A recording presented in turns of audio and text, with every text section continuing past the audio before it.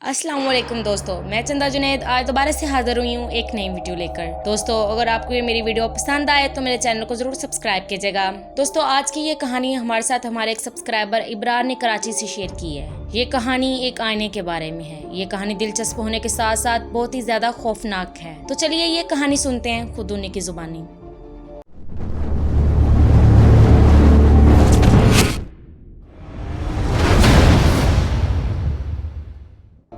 मेरा नाम इब्रार है और मैं कराची के इलाके शाह फैसल कॉलोनी में रहता हूँ। ये वाक़या तकरीबन 4 से 5 महीने पहले पेश आया था।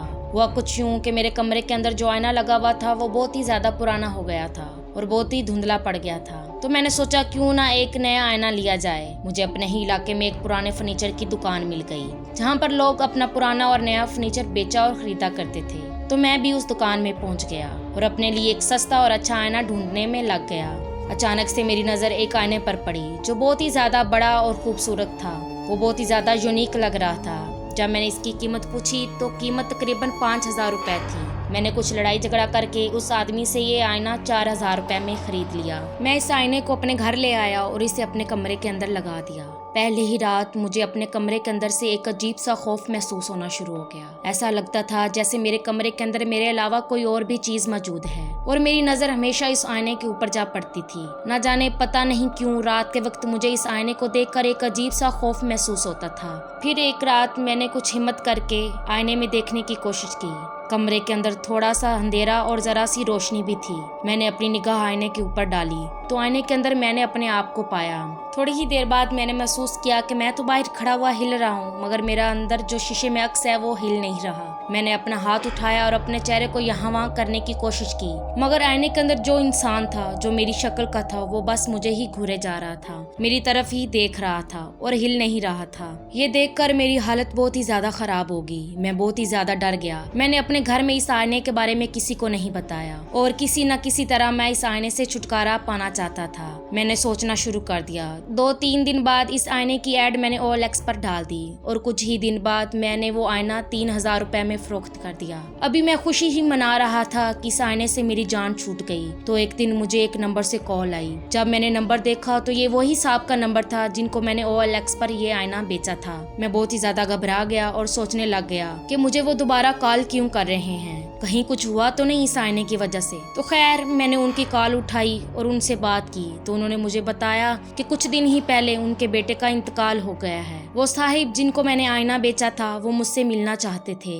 मैं बहुत ही ज्यादा डर गया कि पता नहीं ऐसा क्या माजरा हुआ है। फिर मैंने सोचा अगर मैं उनसे ना मिला तो उनके पास मेरा नंबर तो है, वो मेरे नंबर से वैसे ही मेरे पास पहुंच जाएंगे। ये पुलिस को लेकर भी मेरे घर आ सकते हैं। आखिर मैं देखूं माजरा क्या है, क्यों मुझे कॉल कर रहे हैं, उनके बेटे की मौत का ताल्लुक मुझसे क्या है। तो खैर उनके बताए हुए पते पर मैं पहुंच गया और उनसे मुलाकात की तो उन्होंने बताया कि उनके बेटे की मौत कुछ दिन पहले ही हुई है और उसी कमरे में हुई है जिस कमरे में उन्होंने आईना रखा हुआ था। वो कहने लगे कि जिस दिन वो आईना वो अपने घर लाए थे उसी दिन से उनके बेटे ने रोज शिकायत करना शुरू कर दी कि उसे डर लगता है और एक अजीब सी कैफियत उस पर तारी हो जाती है और वो बहुत ही ज्यादा खौफ का शिकार हो जाता है। एक दिन सुबह जब हम उसके कमरे में पहुंचे तो हमने देखा कि वो मरी हुई हालत में पड़ा हुआ था। हम घबरा कर उसे हॉस्पिटल ले गए तो डॉक्टर ने बताया कि इसकी मौत हार्ट फेलियर से हुई है। लेकिन 30 साल की उम्र में हार्ट फेल होना एक अजीब सी बात है। हमारा सारा शक इस आईने की तरफ गया।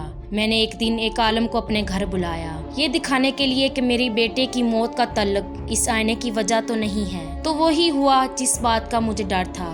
उस आलम ने बताया कि आईने के ऊपर जिन्नात का बसेरा है। इसने बताया ये आईना जिस घर में भी जाएगा सिर्फ मौत लेकर ही आएगा। उन्होंने बताया कि अगर आप इस आईने और इसके असरात से बचना चाहते हैं तो इस आईने को कहीं दूर ले जाकर जहाँ पर कोई आबादी ना हो वहाँ पर ले जाकर तोड़ दीजिए, फिर अपने घर वापस आ जाएं। तो असल में वो मेरी मदद चाहते थे। वो चाहते थे कि मैं इस आईने को कहीं दूर पर ले जाऊं और जाकर इसे तोड़ दूं और उनकी मदद करूं। अगले दिन हमने ऐसा ही किया। मैंने उस आईने को एक संदूक में डाला और उसे एक दूर दराज जंगल में ले गया। जैसे ही मैंने उस आईने के ऊपर बिस्मिल्लाह पढ़कर पत्थरों की बारिश की, आईने के अंदर से बहुत ज्यादा खौफनाक चीखों की आवाजें आना शुरू हो गई। मैं बहुत ही ज्यादा डर गया और वहाँ से उल्टे पांव ही भागने में अफियत समझी।